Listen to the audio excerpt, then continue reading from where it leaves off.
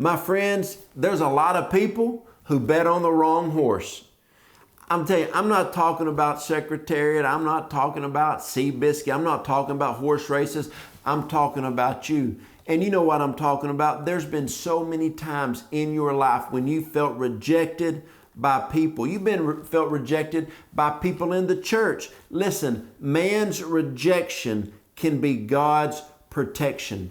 There's been times in my life when I've been rejected by so many churches, by so many people. Now I see where that church is at. I see what they're going through. I thank God for it. I've been rejected by spiritual leaders. I've had men that I consider to be my spiritual father for a season, that hurt me, wounded me. I'm not mad at them anymore. I'm not mad or frustrated, but I've had people push me off to the side and say, you can't preach within 50 miles of Texarkana. You're done in ministry. God doesn't need you. God doesn't want you in ministry. You need to go get a job where you punch a clock. Basically, what they were doing was speaking against everything that God has called me to. Hear me. I'm not mad. I'm not frustrated, because if you have offense, if you have unforgiveness in your heart, it will be impossible for you to do what God has called you to do. But I'm telling you, a lot of people bet on the wrong horse. They bet on the wrong things. Now that I look back at my life, and every time I was rejected by a church, a person, or somebody came against me, I'm thriving in the areas they said I couldn't even walk in. And what they started doing, the plans and the structures they put in place, and they pushed me off to the side, every one of those has failed. They failed, and I'm thriving in those areas. But the main thing was I had to understand God had a purpose. God had a plan for me. Now, hear me. Hear me. If you've ever been rejected by a pastor, a leader, or a church, this message is for you. When they rejected you, don't be mad. I keep saying that. Don't be offended.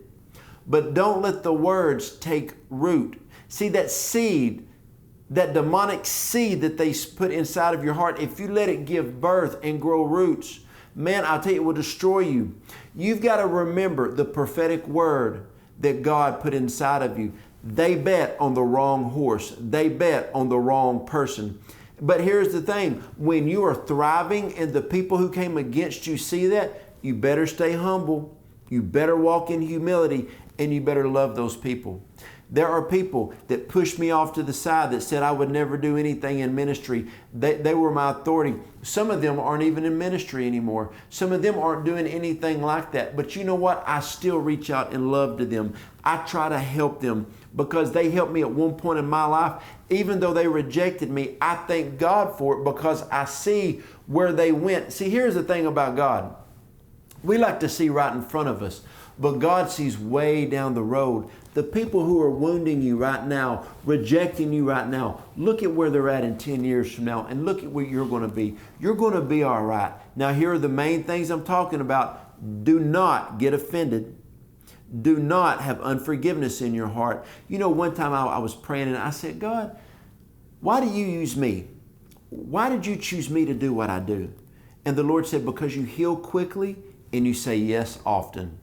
And that is it, my friends. When you get pushed to the side, and sometimes in life, and sometimes in ministry, when you get pushed to the side, it's a God thing. I was a part of a ministry years ago. It was exploding. It was thriving. It was nationally known. I was pushed out of that at the height of that ministry. I didn't even understand why. It doesn't even exist today. It doesn't even exist. I thank God I was pushed out now. Years ago, I didn't understand why. What you're going through right now, you don't even understand how much of the protection God has upon you. But if you keep your heart pure, you keep your mind pure, God will use you. That rejection from man was God moving you over to a safe place. He had you in that place for a season to learn. But now that you are, you know why sometimes we get rejected by man?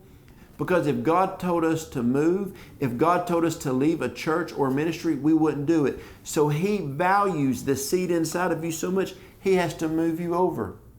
Man's rejection is God's protection. And I've said this once, I'm going to say it again. When God elevates you and your elevation is coming, He's going to raise you up to another dimension. There are ministries that I used to sit under that now I am over. But the things that you've got to understand, don't be haughty, because the Lord giveth, the Lord taketh away. God is looking for people full of character and full of integrity. And so, my friends, I want you to know that John 10:10 says that the enemy comes to kill, steal, and destroy, but God comes to give life, and life more abundantly. Some of the old things that you were in, when people rejected you, when churches rejected you, the devil used that to try to kill you, steal your destiny, kill, steal, and destroy you from everything you were supposed to do. But God removed that because He wants you to live life to a greater level. So, my friends, some people bet on the wrong horse. They should have bet on you. You was a long shot. I've had so many pastors tell me, Joe, you're a long shot. But the ones who bet on me, you made a good bet. And you know what? There's times, some of you ministers, some of you leaders, don't hire people that are the safe bet. Don't let people preach all the time or have leadership that are the safe bet. You need to take a long shot on some people. Some of those 30-1 odds, because when they pay off big. I've taken a lot of long shots. I want to be honest with you guys. I've taken a lot of long shots in ministry, and 9 out of the 10, they don't work out. But that one that works out, it's worth it. So, my friends, some people bet on the wrong horse. Hear the Lord. Don't always hire the most gifted. Don't always promote the most talented. But you look the one that prays. They have a prayer life and they got a work ethic. If you can find somebody that has a prayer life and a work ethic, that's the person that you spend time with and you elevate, because they're going to succeed. All right, my friends, I hope this video encouraged you.